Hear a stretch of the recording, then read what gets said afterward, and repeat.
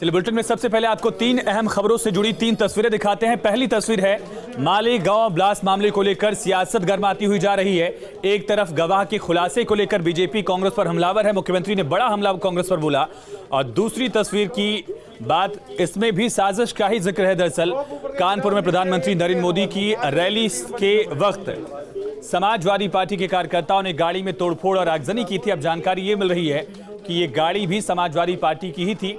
साजिश क्या थी और किस तरह से बीजेपी के कार्यकर्ताओं को उकसाने की कोशिश की गई और अब पुलिस ने कार्रवाई क्या की है, यह आपको बताएंगे। और तीसरी बड़ी खबर, बड़ी तस्वीर है पीयूष जैन के कारोबार को लेकर एक और बंकर बरामद किया गया है। एक और बंकर की जानकारी चश्मदीद ने दी है। चश्मदीद ने क्या कहा बंकर की जानकारी देते हुए, और सोने की जो बिस्किट्स हैं उनके नंबर क्यों आखिर मिटाए गए, इसके बारे में भी आपको बताएंगे और चश्मदीद का वो बयान भी हम सुनवाएंगे।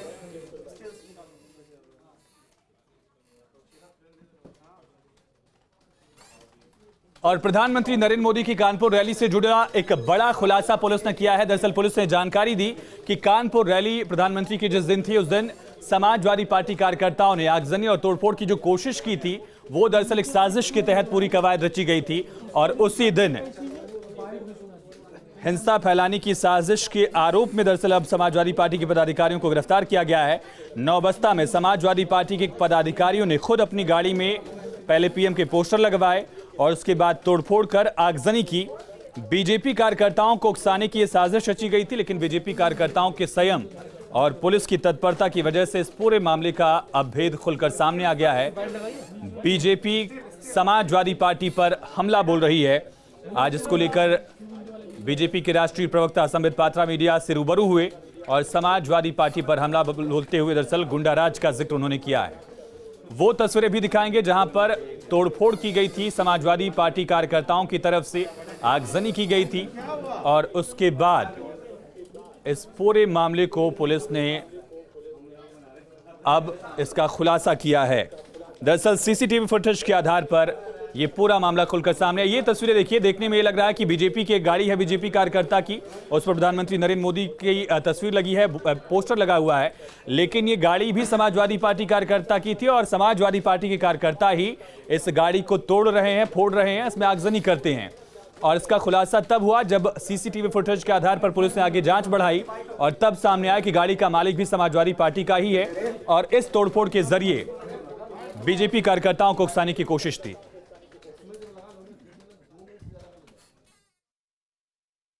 इस संबंध में हमने गाड़ी जिस गाड़ी को तोड़ा गया था उसे हमने बरामद कर लिया है और साथ में हमने घटना से जुड़े हुए 4 लोगों को अब तक गिरफ्तार किया है। इनकी गिरफ्तारी लखनऊ से हुई है। ये हैं सुकांत शर्मा और दूसरे हैं सचिन केशरवानी, तीसरे हैं अभिषेक रावत और चौथे हैं निकेश कुमार।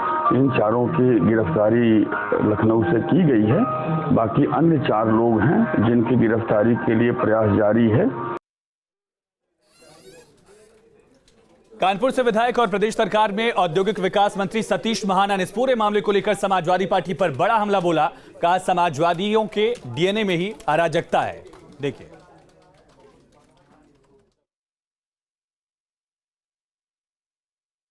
समाजवादी पार्टी के डीएनए में अराजकता फैलाना, लोगों को धमकाना, षड्यंत्र करना उनकी प्रवृत्ति में है। जिस समय कल देश के यशस्वी प्रधानमंत्री, जिनकी स्वीकार्यता समाज के हर वर्ग में है, जिनको सुनने के लिए लाखों की संख्या में वहाँ पर भीड़ इकट्ठी थी, उस समय इन्होंने एक षड्यंत्र करने का प्रयास किया। हम वीडियो में देखते हैं कि जो लोग पुतला जला रहे हैं उसके सामने आगे पीछे से गाड़ियाँ निकली जा रही हैं। इन्होंने खुद लाकर वहाँ पर गाड़ी खड़ी करी और उसमें से निकलकर लोग उनके साथ सम्मिलित हो गए। तो ये इनका पकड़ा गया है झूठ। जनता प्रदेश की जानती है कि इनका प्रवृत्ति क्या है, इनका स्वभाव क्या है, जनता इस बात को जानती है।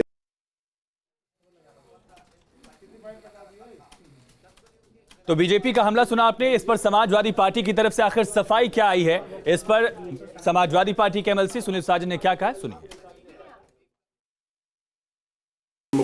कोई साजिश नहीं है।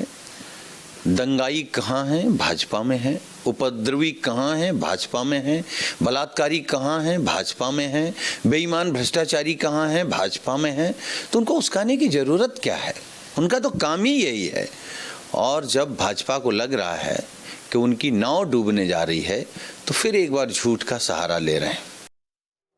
मालेगांव ब्लास्ट को लेकर एक गवाह ने ऐसा खुलासा किया कि प्रदेश की सियासत में हलचल मच गई। राष्ट्रीय स्तर पर भी इसको लेकर आरोप प्रत्यारोप का सिलसिला शुरू हो गया है। मालेगांव ब्लास्ट को लेकर एक गवाह ने दरअसल खुलासा किया कि मुख्यमंत्री योगी आदित्यनाथ तब बीजेपी सांसद थे, उनका नाम लेने और साथ साथ आरएसएस के 4 पदाधिकारियों का नाम लेने का दबाव उस गवाह पर एटीएस लगातार डाल रही थी, इस तरह का आरोप लगाया है। आखिर क्या है पूरा मामला, हमारे संवाददाता की रिपोर्ट देखिए। 2008 में हुए मालेगांव ब्लास्ट केस में एक नया खुलासा हुआ है। इस केस के एक अहम गवाह ने एनआईए कोर्ट में दावा किया है कि महाराष्ट्र एटीएस ने उस पर दबाव डाला था कि वो इस मामले में मुख्यमंत्री योगी आदित्यनाथ के साथ ही आरएसएस के नेताओं इंद्रेश कुमार, देवधर और काका जी का भी नाम ले और ये बताए कि इस पूरी साजिश में ये तमाम नेता शामिल थे। जाहिर बात है कि यूपी चुनाव से ठीक पहले हुए इस खुलासे की वजह से देश की सियासत में भूचाल आ गया है और बीजेपी इस पूरे मामले को लेकर अब कांग्रेस पर बहुत ज़्यादा हमलावर है। बीजेपी का कहना है कि मालेगांव ब्लास्ट केस के बाद कांग्रेस ने हिंदू आतंकवाद नाम का शब्द गढ़ा था और हिंदुओं को बदनाम करने के लिए ये तमाम साजिश रची गई थी। अब इस केस के एक अहम गवाह ने कोर्ट में गवाही दी है और जिस तरह से एटीएस पर आरोप लगाया है उसके बाद कांग्रेस जो है इसको लेकर बैकफुट पर नजर आ रही है और बीजेपी जो है इस पूरे मामले पर कांग्रेस को लगातार घेरती जा रही है। वीडियो जर्नलिस्ट सैफुल हसन के साथ अनिल यादव, न्यूज़ स्टेट लखनऊ। कानपुर का करप्शन किंग पीयूष जैन, जिसका नेटवर्क कानपुर से लेकर कन्नौज तक फैला हुआ था, उसके बारे में एक चश्मदीद ने ऐसा खुलासा किया जिससे सुनकर सब लोग हैरान हैं। दरअसल चश्मदीद की तरफ से दावा किया गया कि 2 बंकर थे जिसमें अकूत संपत्ति, पैसा, जेवर ये सब छुपा कर रखा गया था। देखिए।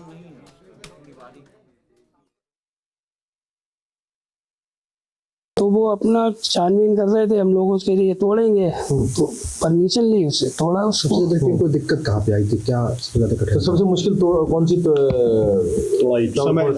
समय सबसे ज्यादा अंडरग्राउंड में। अंडरग्राउंड गैस कहाँ से बरामद हुआ था? अंडरग्राउंड में, फर्स्ट फ्लोर पे है जी। कितने बोरे बरामद हुए थे कैसे? अब ये तो ऊपर फर्श किया हुआ था, कैसे अंडरग्राउंड में ढका कैसे था? फर्श किया हुआ था, चबूतरा बनाया था, क्या था? नहीं, फर्श में ही, इसी में फर्श तोड़ा गया जी, उसके नीचे अंडरग्राउंड जी। दीवारें भी तोड़ी गई थी क्या? नहीं, दीवारें बने नहीं। मुख्यमंत्री योगी आदित्यनाथ का लगातार ताबड़तोड़ दौरे उनके जारी हैं। इसी सिलसिले में मुख्यमंत्री अमरोहा के हसनपुर पहुंचे थे। विकास कार्यों की सौगात देने के साथ साथ मुख्यमंत्री ने इत्र कारोबारी के यहां जो छापेमारी हुई है उसको लेकर एक बार फिर से समाजवादी पार्टी पर निशाना साधा। मुख्यमंत्री ने कहा कि पहले प्रदेश की जनता के लिए जो विकास का पैसा था वो दीवारों में लगा दिया जाता था, लेकिन अब उसका इस्तेमाल विकास के लिए होगा। देखिए। 2017 के पहले विकास का पैसा कहां जाता था यह आपने देखा होगा। अभी 3 दिन पहले दीवालों को तोड़ करके निकलने वाली नोट की गड्डियां और वहां से निकलने वाले सोने की सिल्लियां पिछली सरकारों के काम नहीं, पिछली सरकारों ने के काले कारनामे को उजागर करता है कि गरीब का पैसा ये लोग कैसे छुपा करके रखते थे और वही पैसा आज जब हम लोग निकाल करके बाहर ला रहे हैं, यही पैसा विकास को एक और नई गति देकर के उत्तर प्रदेश को नंबर 1 का प्रदेश बनाने का कार्य करेगा। कांग्रेस महासचिव प्रियंका गांधी आज उत्तर प्रदेश के दौरे पर हैं। फिरोजाबाद वो पहुंची थी, लेकिन उनके कार्यक्रम में महिलाएं पहुंची तो थी, लेकिन कुछ ही वक्त में महिलाएं सभा स्थल छोड़कर जाने लगी। ये तस्वीरें भी सामने आई हैं, चौंकाने वाली तस्वीर भी है। एक तरफ लड़की हूं लड़ सकती का नारा लगातार उनकी तरफ से दिया गया, लेकिन दूसरी तरफ महिलाओं का साथ क्या उनको मिल पा रहा है, ये तस्वीरें सवाल पूछ रही हैं। देख रहे हैं आप किस तरह से महिलाएं कुछ ही वक्त में सभा स्थल छोड़कर यहां से जा रही थी। शक्ति संवाद कार्यक्रम के तहत प्रियंका गांधी यहां पहुंची थी, इसके बाद आगरा भी वो रवाना हुई है।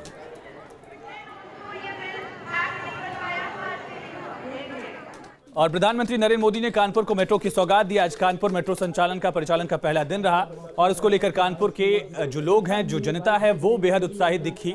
बच्चों से लेकर बुजुर्गों तक में उत्साह दिखा और मेट्रो का सफर कानपुर के लोगों ने अब करना शुरू भी कर दिया है।